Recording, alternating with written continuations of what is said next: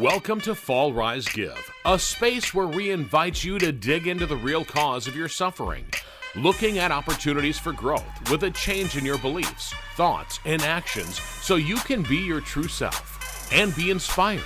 Join us as we explore life's ups and downs and navigate the twists and turns, sharing stories of resilience, hope, and the transformative power of giving back. Whether you're looking for a change, in recovery, or simply seeking inspiration, this podcast is your go-to for candid conversations, raw emotions, and a whole lot of heart. Tune in and discover how to fall, rise, and give back on life's extraordinary journey. Welcome to another edition of Fall Rise Give, turn struggles into opportunities by being your true self and help others.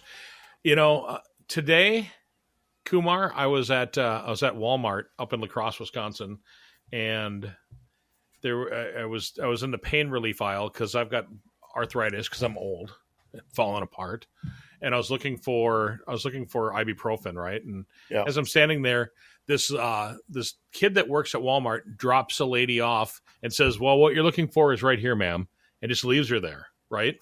So I'm looking for my stuff, and I see this old lady, probably in her 80s, having a bottle of pills like right up to her face, looking at it, like her nose was touching the box. That's how close she was touching it. Yeah.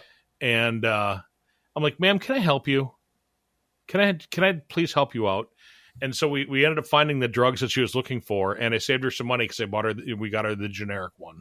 Yeah. So, it's kind of weird to think about things like that. I mean, just helping somebody out as simple as, being at the store, reaching something for somebody that may be too short, or helping somebody to read a box is kind of, it's helping somebody out, is doing the right thing. Yeah, it's in these small moments that I think life is defined, and I think it makes our day, right? You felt good about it, and it felt so good that you're talking about it today. Like one small thing that you did for someone, and it probably for her Right. was a big deal, right? Yeah, I mean, it took 2 seconds out of my two seconds out of my day to help her out, and the kid that worked there just kind of dropped her off, which I thought was kind of not rude, but I mean, it was he should have tried to help her out. I think. Yeah. So what happened with you this week? Anything fun and exciting? Nothing fun and exciting. I think we talked Sunday. We were at the island in a little town called Polsbo. Uneventful day, uneventful work. Just been thinking about life and following your passions and running into obstacles and how you overcome those. And then being vulnerable, right? And so I was a little vulnerable in my situation with someone yesterday, and I'm like, hey, this has been on the back of my mind. Things are not working out the way I want them to. I felt really insecure about what I'm doing in this particular area, and I just shared that with someone, and then they basically said, wow, I had no idea. I had no idea that you're going through this particular thing. I had a better connection with that person now that I was able to be vulnerable. They were able to have more empathy with me, but it took a lot out of me to admit my insecurities with someone else. And in this case, I mean, I can get into it a little bit, but it was my wife. And even with our close partners, we don't always share our insecurities. And it had to do with me wanting to protect or not really sharing the details and how it was affecting me. But to even get there, I had to think about, hey, this is at the back of my mind, and this thing that I'm working on is not going the way I want it as planned. And so I shared it with her, and she had more empathy for me, and she was able to understand and feel instead of just coming up with a solution and having empathy. So I think for us, when we have insecurities, they may come out as anger, as fear, as anxiety. They may come out as different emotions that we may have. And I think for me personally, sharing the vulnerabilities with someone was a big deal. And that's one of the biggest things, as with this program of attitude adjustment that we call it, is people are even vulnerable. People are able to share the deepest scenarios of what's causing them pain. And addiction and recovery requires that you're honest with yourself first, and then you share with at least one person. And in this particular program, they have a sponsor, or people share in the meetings all the time. And so being vulnerable really helps us connect with other people and resonate with the stories of who we are, and helps us understand and process that information. So anyway, I wanted to bring that in, saying that was kind of a big personal experience this week, yesterday. And I know that that's the biggest thing out of the attitude adjustment program that I get is other people being vulnerable. I can relate, I can connect with them, I can have empathy. I'm like, hey, you have that problem, I have a different problem, and or I may have a similar problem. But we all have one thing in common, and that is to try not to drink alcohol, as we're all mostly addicted or recovering from it. That kind of all what you just said basically all ties back into the title of our show. The turning struggles into opportunities, and then by being your true self, because your insecurities shows your true self, and your vulnerabilities show your true self, and you take all these things and you put them together, and that's what makes you who you are, Kumar. I mean, the all of the bad, excuse my language here, but all the bad shit, you put it all together, and you take all the good stuff that you're working on, and you take it all and you stir it together, and that you end up being, the melting pot with who you are. Yep, yep. But I think most of us are too insecure to dig into our own issues and to reflect and to think about what's really going on deep inside us. And we tend to just solve our problems at a surface level with a drink with an alcoholic, or somebody smokes pot with whatever, or through work or different addictions or whatever it is that they do it with, or through whatever hobby. That's hobbies can be actually positive, but we tend to cover things at a surface level. We don't really dig in deep. It's like, I'm really insecure about my financial situation. What is really going on there? We just tend to cover it up. We don't look at the bills, or we don't balance our checkbook. We don't look at our budgeting. We just go little by little. And so what I wanted to talk a little bit about different kinds of insecurities that people have, and then how I've been able to see different people overcome them. And then, the key to overcoming the struggles is first and foremost to admit that you have a struggle, you have an issue. Right. And it requires a little bit of self-reflection. It requires insecurity. It's okay to be insecure about something. And then once you start admitting that you're insecure about something, then you start to come up with solutions, to start thinking about resolutions, and just digging in a little deeper into what's really going on in your thoughts and your mind and your emotions. That helps a lot. And just right. That's why I think the Attitude Adjustment Program is just a great, great place to be, for sharing about your life, about emotional sobriety, mental sobriety, spiritual sobriety. You really start to surrender. You start to let go of the vulnerabilities. Realize, hey, we're all human. We don't share our challenges. We all have challenges. I don't know anybody who's got a perfect life. I honestly don't. I know people who are super rich and who are poor, super poor. We all got challenges. Oh, absolutely. Absolutely we do. I want to kind of step back to before you joined the Attitude Adjustment Program.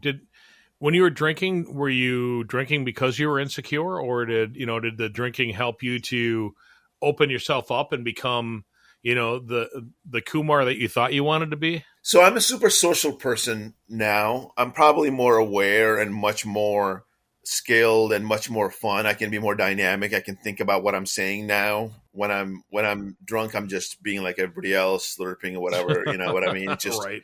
And I'm fun. I think I'm a fun guy regardless. I'm an extrovert, right? That's just who I am. I'm type A, firstborn, outgoing guy, into sports, into reading, into personal development, into business, into success. I tend to be up to speed on most of the topics that are out there, most of the big Netflix shows or whatever you want to call it. I tend to be in the current events situation, what's going on. So I'm a fun guy. But I think for me, it was really about covering up my insecurities and my pain and my suffering. Maybe things weren't going that well at work. Maybe I wasn't able to correct my behavior by really looking into what is really going on. Where am I failing? Right. And also realizing that, hey, I wasn't living the life of my dreams or my choosing. I was just doing a job to pay the bills, to feed the kids. And that's all fine. That's all important. But there's got to be a higher purpose. And I think I wasn't helping anyone. Today, I joined the Attitude Adjustment Program. I share what they call a lead share for 10 minutes about a particular topic. I show up to these meetings, and together we make the meeting. We may have one or two new people at a time, but we all help each other grow emotionally, get more empathy through each other, share our stories, get solutions, get ideas for books, get ideas for emotional tools, spiritual tools. Yeah, it's a no other place like it. It's like a support group, all tied into a thing and a theme around spirituality and God. And obviously, the key thing is we're all focused on not drinking alcohol. That's kind of what brings us together is our addiction of drinking alcohol more than the way we wanted it to drink. So you may be a hard alcoholic where you're almost dying and drinking too much, or you could be somebody who's just having a glass of wine way more than you should on a weekly basis or on a daily basis. You're not living the way you want to live. That's what determines you're an alcoholic, and that's what this program is all about. Are you a better person now? Definitely, definitely. Not only a better person, but I'm aware of who I am. I'm aware of what I want, and I'm taking baby steps towards doing what I want. And I tend to pause more often when people or situations that are uncomfortable for me. I tend to not react as much. I tend to connect with others and share with others. I tend to give people more of a chance. I was talking to a guy from Michigan earlier today. He's having a hard time and is reaching out to me, and he had called a couple of times, and he's not somebody I would normally associate with, but because of the program, we got connected. And I lend a year, and I called him back, and I'm like, hey, man, how's it going? How are you going through your sobriety and all this stuff? And he's had some challenges. He's got some other deeper mental health issues and some other things as well. But he's a really great guy, and he's trying his best to live the life that he wants to live. And the program and the support system that he has through it is really helping him. And so definitely a better person, definitely who I want to be. I'm starting to get there. I'm not perfect by any means. I still am an ass. I told you, biggest, nicest asshole people that I ever met. I'm still an ass, but less of an ass, less of the time. So you said you're more aware of you and who you are. So the next question is, Kumar, who are you? I mean, if you're more aware of the person that you wanted to be, I mean, what has changed between 10 months ago when you were, when you're drinking and today? One of our first shows, we talked about self-worth, and we talked about self-love. We talked about acceptance as a key tool. I still am Kumar with my challenges at work, challenges in my personal relationships, challenges in my health. I'm not super fit by any means. Challenges as a father, challenges in my friend relationships with a bunch of friends who still drink a lot. I love them to death, but I don't hang out with them as much as I used to when I was drinking. Right. I still have all those challenges. And I think I'm starting to get to that esoteric spiritual level of the universal connection that I have. We're not our names. No. We're not necessarily our bodies. We're not our jobs. We know that for sure. We're not our hobbies. We are a combination of this consciousness, this awareness of us being in this body, having these thoughts, and these thoughts are based on our experiences, processing information on a conscious level. I don't want to get too deep here, but we are more than our thoughts. We are more than our emotions. We are more than our spirituality in that way. We are this level of awareness, this level of consciousness. There's a story that's being told through our life. And to get a little deep, there's this thing where philosophers talk about consciousness, and this is all about I am.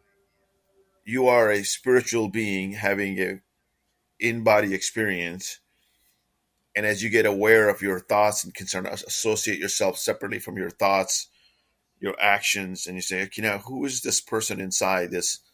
If you want to call your little kid inside of you, who is this being? So I am not sure who this being is, but you know what I mean? I'm not a guru by any means or anything like that, but I'm aware of, I'm not my thoughts. I'm aware that I'm not my actions.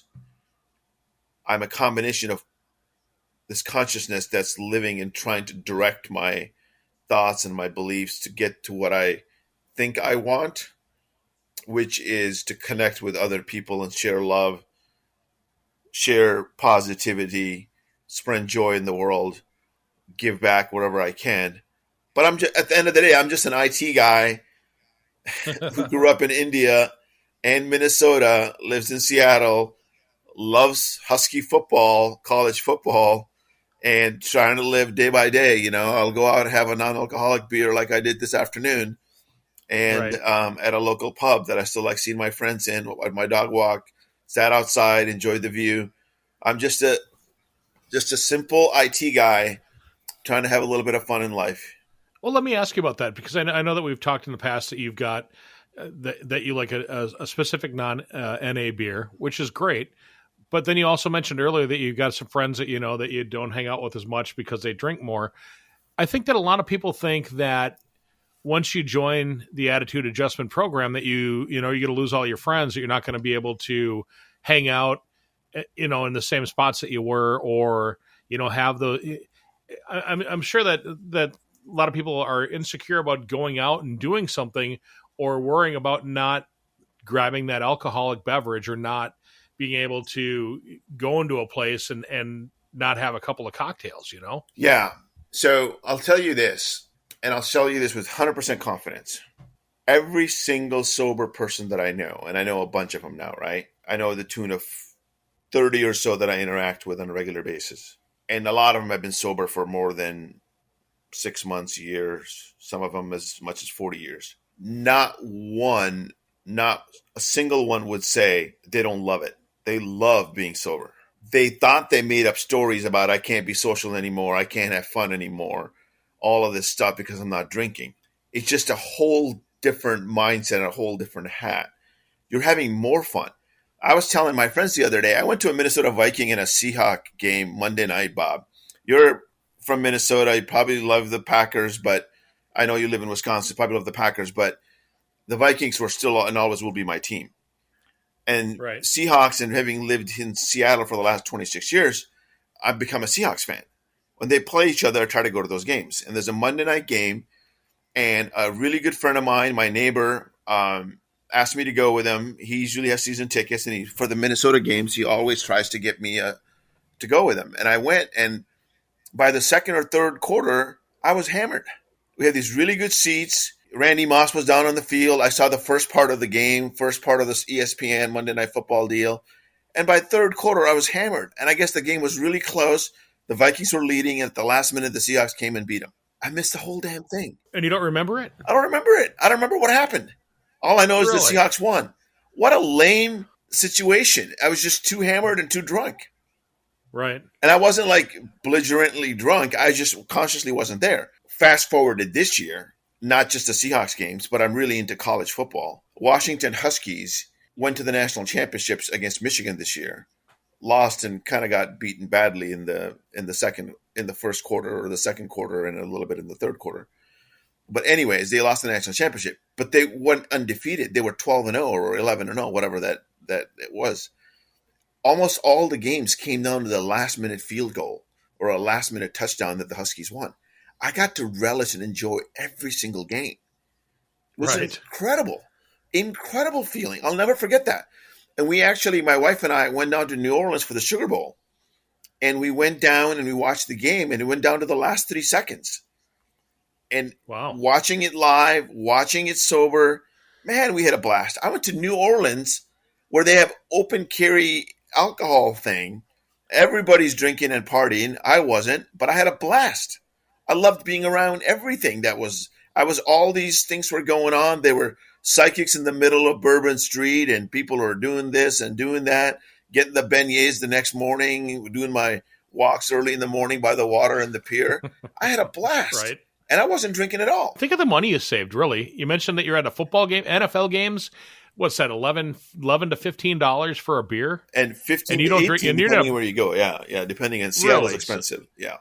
And if you said you were getting trashed at that, it's going to take you probably $100. 8 or 9 beers, so you're $100 easily, Yeah. plus tip and everything into that. I mean, holy cow, you're saving tons of cash. I am. We still go out to eat a lot, and I still drink non-alcoholic beers. They're not as much as a Diet Right. Coke, but we're still saving a lot of money. No doubt about it. But I don't want to ever be in a situation where I feel like I can't go enjoy myself with a bunch of friends that are meeting at a bar. I still go with them. I still go to barbecues. I still go do the XYZ. I just make sure that I bring a Diet Coke with. I went to a 4th of July party I was telling you about. 54. I brought some Diet Cokes with me. I bought a 12-pack for everybody else who wanted to have one as well. You know what I mean? So I'm Right. like, Yep. you kind of give back to anybody else who doesn't want to drink. So were you ever a smoker? I did smoke cigarettes. Insecurity-wise, my flag just went up. I didn't want to admit it, but yeah. So casual smoker when I drank pretty much through life until 2020, COVID. Started smoking cigarettes. I started smoking instead of 1 or 2 a day, about 10 a day. Oh my goodness. Yeah, and became a heavy smoker. And finally, in January of 2021, when I said I changed my whole life around and started reading and started learning not to drink, I stopped smoking, and I haven't smoked for 3.5 years now. Good for you. You know what? I'm proud of you for that. I know that when I quit smoking on my 38 when I was 38 years old was the last time I smoked a cigarette. Yeah. 38 years old and 354 days, because I smoked up until midnight the night of my birthday, and I Okay. haven't smoked since then. Wow. And that was a totally hard thing to do. But what I did, and I'm going to ask you if you did this with alcohol, is I kept a pack of cigarettes in the freezer. I had one in my car. I actually carried a pack of cigarettes with me for a month or maybe 2 months, just so that way, if I wanted to give myself an out, Yeah. which sounds stupid. Now, thinking about it now, it sounds stupid. And I had a nut and a bolt in my hand, and I always would, run the nut and bolt like this, just so I had something to do with my fingers. And I chewed a lot of gum, and I gained some weight. But I mean, I haven't smoked in 17 years, or 18 years. Which, That's amazing. Did you do that when you were drinking, though? I mean, did you have alcohol at the avail just in case you needed it or wanted to get it? No, I did order it through Drizzly or one of those home delivery service once or twice. Right. I live in the city, so I'm like, 6 blocks from a grocery store, and nowadays they sell alcohol in grocery stores. So I used to live a block from a Trader Joe's. I don't know if you got Trader Joe's where you're at or have heard of a Trader Joe's. Yep, I've been to Trader Joe's. They have tons of wine, tons of liquor. And there used to be a Trader Joe's a block from my house, less than a block, 2 doors down, really. And they moved to a bigger location down the street about 10 blocks away. But regardless, I live in the city, and it's, we've got these craftsman homes that are pretty close to each other. I'm 10 feet away with neighbors on each side. I don't have acreage or anything like that. I think I got like a 6,000 square foot lot and a 3,000 square foot house kind of a scenario. So You said you're 3 blocks from the grocery store? Yeah. Guess how far it is to the grocery store from my house? 4 miles. I wish. 25 miles.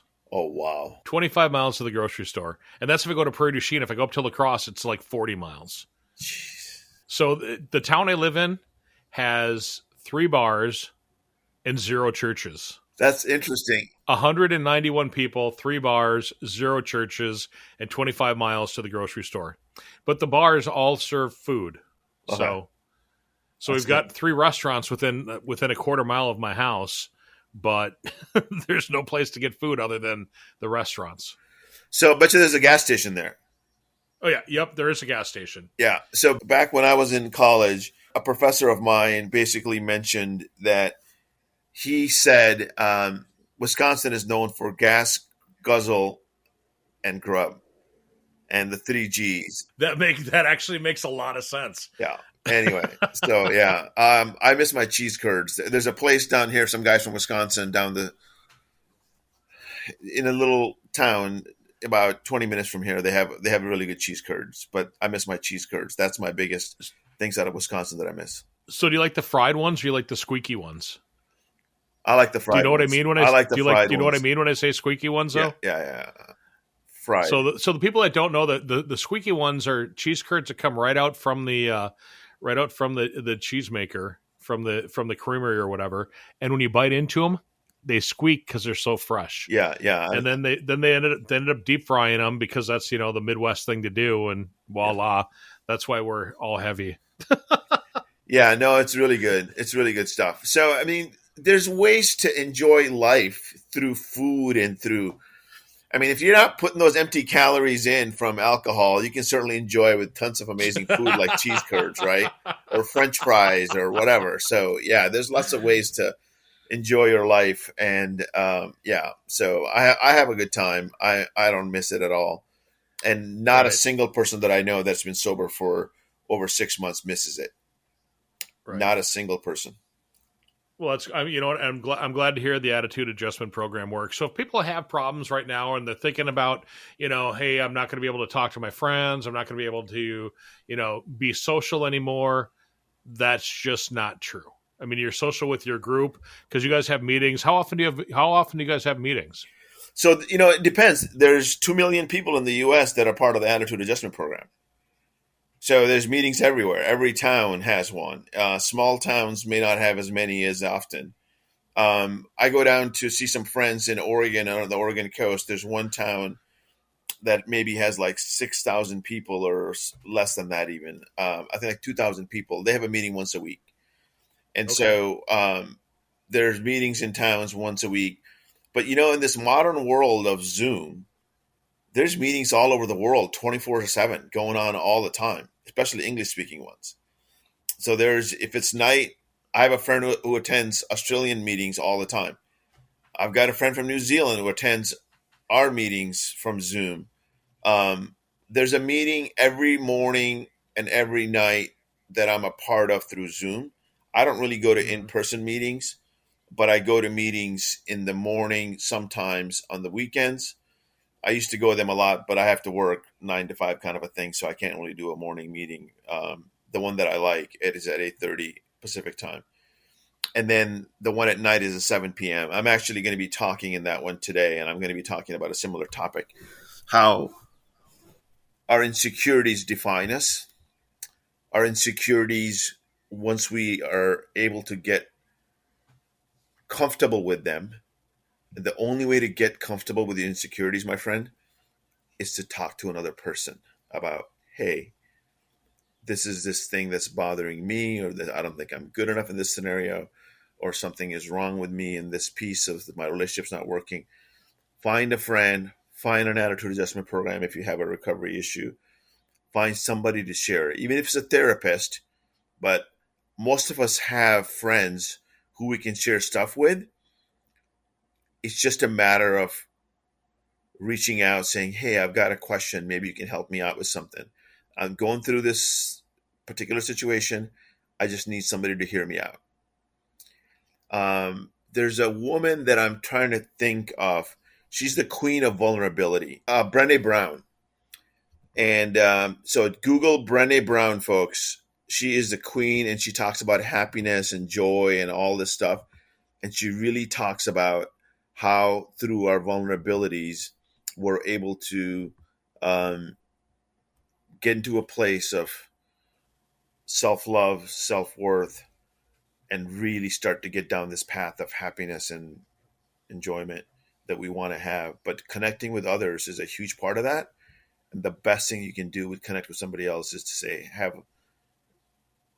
hey, can I just tell you something? Is it okay? We all have somebody we can go to. And if you're able to say, hey, can I just tell you something that's bothering me or top of my mind without unloading on them, be conscious of that, right? Saying, I'd love to be there for you as well, or we're already friends, but I want to share this thing that's in the back of my head that's bothering Mhm. me, or it's really something that I'm struggling with. And people will lend a hand. So it seems like the way out of your insecurities is kind of what we talked about last week with the being humble. I need some help. Can you help me out? Basically, just ask somebody, and So it all ties in together. It does. It's humble. People who are humble are super confident. How to get to super confidence is through thinking less of yourself, thinking also people who are insecure. I mean, you know this. They're the ones who are arrogant. They're the ones who think they're better than others. Why are they driving that fancy car? What are you trying to compensate for?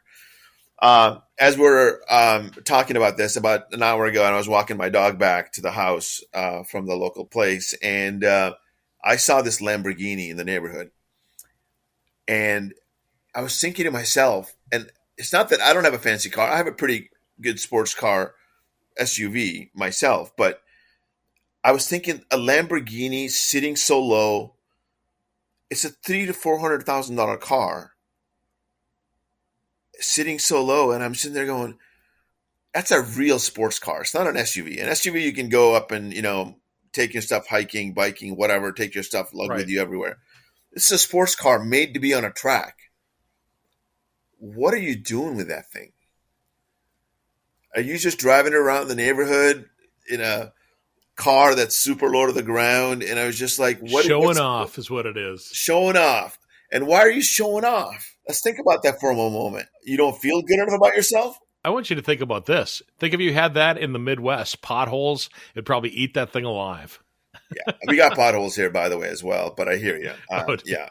And I don't live in the neighborhood. There's a tons of Ferraris and Lamborghini. Just so you know, I just happened to see one. Right. I've seen them once in a while in the neighborhood. We have a pretty popular neighborhood from a standpoint of a lot of tourists come in and out, and got some great shops and great views. So it's a very popular neighborhood. You got any last thoughts? Any final thoughts on insecurities? Yeah, I mean, as soon as you feel insecure about something, share it with someone. Find somebody to share it with. Hey, I'm insecure about XYZ. I was presenting to my executives at work about a month ago, a month and a half. I was just getting hammered every week and presenting project going south. And I told my boss, I said, I'm insecure about this X part of this problem. I don't know how to tell that story. Can you help me out? And he walked me through a couple of points that I had to make, and they really helped me to make sure that I had those right points. Make sure my story had the right level of data, right level of pieces for the work that I was trying to accomplish. And so asking him for help was really important. I actually used the word, I'm insecure about this. I'm insecure about this presentation. I'm insecure about XYZ. And that really helps, even in a professional environment, I think. Being vulnerable is one of the most powerful things you can do. And Brené Brown, my God, Google her. She's got TED Talks. She'll have you crying, laughing, having a good old time on your journey to happiness. Thank you for joining us on this episode of Fall, Rise, Give, where we explore stories of resilience, growth, and giving back. If you enjoyed today's episode, please visit our website at www.fallrisegive.com. Also, consider subscribing to our podcast on your favorite platform and leaving us a review. Your feedback helps us to continue to bring you inspiring stories. Stay tuned for our next episode, and remember, every fall is a chance to rise, and every rise is an opportunity to give. Until next time, keep falling, rising, and giving. This is Fall, Rise, Give, produced by podcastforhire.com. Thank you for listening.